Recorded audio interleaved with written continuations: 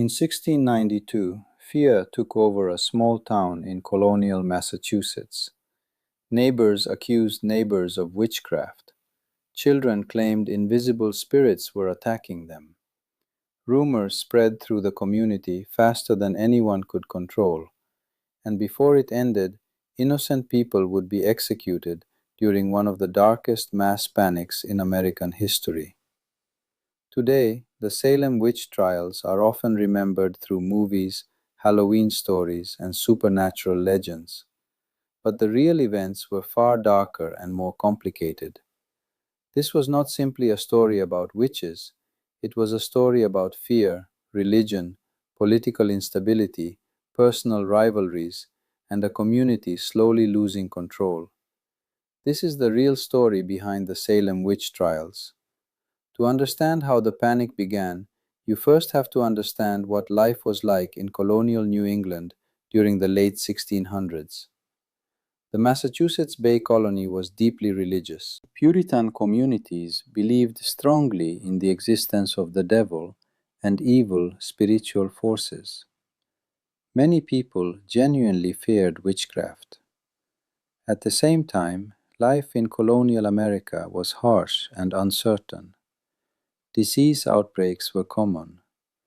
Violence connected to frontier conflicts created constant fear. Harsh winters, economic struggles, and political instability added even more pressure to daily life.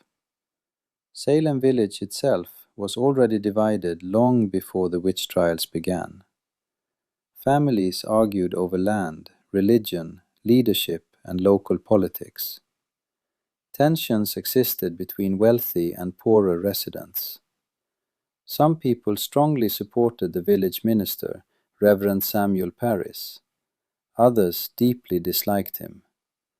The community was already unstable. Then, strange events inside the Parris household changed everything. In early 1692, Reverend Parris's daughter Betty and his niece Abigail Williams reportedly began behaving unusually. Witnesses described screaming, shaking, strange movements, and claims of invisible attacks. Doctors could not explain the behavior. Eventually, one physician suggested supernatural causes. In a deeply religious Puritan community, that idea spread fear quickly. Pressure grew to identify who might be responsible. Soon, accusations began. The first people accused included Tituba, an enslaved woman living in the Parris household, along with Sarah Good and Sarah Osborne. All three women were socially vulnerable in different ways. Tituba's outsider status made suspicion easier. Sarah Good was poor and often forced to beg. Sarah Osborne had become involved in local disputes and controversy. As accusations spread, fear intensified across Salem. People began claiming they saw spirits attacking them. Some witnesses gave what became known as spectral evidence. They claimed the spirit or invisible form of an accused person had harmed them, even when the accused person was somewhere else physically. Today, this sounds unbelievable, but during the Salem witch trials, many authorities accepted it seriously. Accusations spread quickly. Neighbors turned against neighbors, and once suspicion began, almost nobody felt safe.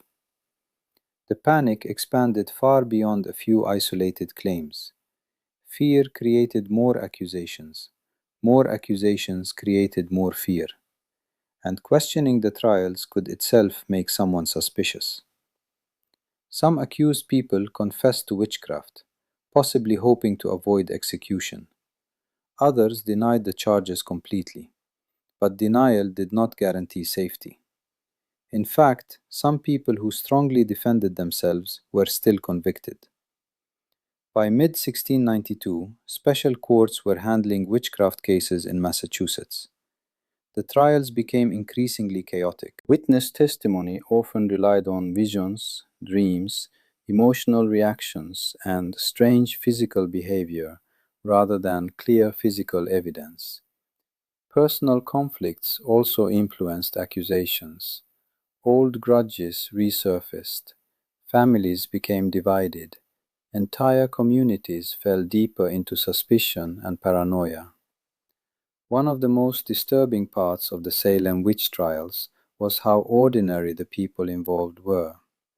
These were not soldiers during wartime or distant political leaders. They were farmers, church members, parents, and children living in a small colonial village. And fear became powerful enough to destroy lives. In June 1692, the first execution took place. Bridget Bishop was found guilty of witchcraft and hanged. More executions followed over the next several months. Ultimately, 19 people were executed by hanging during the Salem witch trials. Another man, Giles Corey, refused to enter a plea during his trial. Authorities pressed him beneath heavy stones, trying to force an answer. He died without confessing. Several others died in prison while awaiting trial. The victims included both women and men. Contrary to popular belief, the accusations were not directed only at women. People from different backgrounds and social positions became targets. As the panic spread, even respected members of society faced accusations. That escalation began alarming more people across the colony. Eventually, criticism of the trials started growing. Some religious leaders questioned the use of spectral evidence. Others worried innocent people were being condemned based on fear instead of proof. Even Governor William Phips became increasingly concerned. After his own wife was mentioned in accusations, he intervened more directly. In late 1692, the special court handling witchcraft cases was dissolved. The use of spectral evidence was restricted, and the wave of executions finally ended. Over time, many people involved in the trials publicly expressed regret. Some jurors later admitted terrible mistakes had been made. Several accusers apologized. Years later, the Massachusetts colony formally reversed some convictions and offered compensation to surviving family members. But the damage could never fully be undone. The Salem witch trials became one of the clearest examples in American history of how fear and mass hysteria can overwhelm reason and justice. And historians have spent centuries trying to understand why the panic became so extreme. There is no single explanation. Instead, historians point to many overlapping causes: religious extremism, political instability, economic tension, fear connected to frontier violence, personal rivalries, social pressure, and the powerful influence of superstition in colonial society. Some researchers have even proposed environmental theories involving contaminated grain causing strange symptoms, though historians continue debating these possibilities today. But regardless of the exact causes, the Salem witch trials revealed something deeply disturbing about human behavior. Fear can become powerful enough to override logic, evidence, and fairness. What makes the story especially haunting is how quickly ordinary people accepted extraordinary accusations. Children's claims carried enormous influence. Rumors spread rapidly, and once the panic intensified, stopping it became extremely difficult. The trials reflected the dangers of a society driven by suspicion and fear. People worried constantly about hidden evil inside their own community, and once accusations began, trust between neighbors collapsed. Today, the Salem witch trials remain one of the most famous events in early American history. The town of Salem attracts visitors from around the world.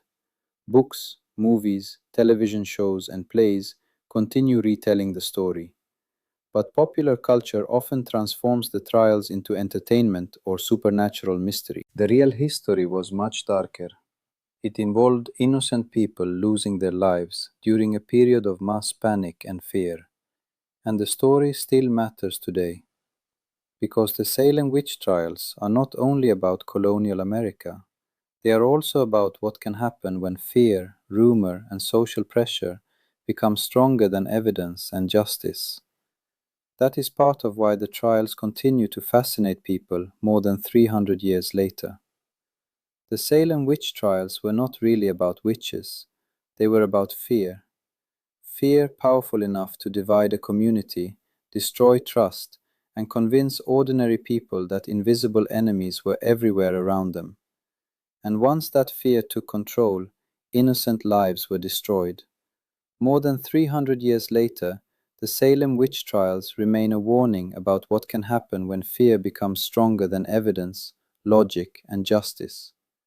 Not because witches were proven real, but because the panic itself was real, and the consequences were deadly. If you want more hidden American history they never taught in school, subscribe for the next story.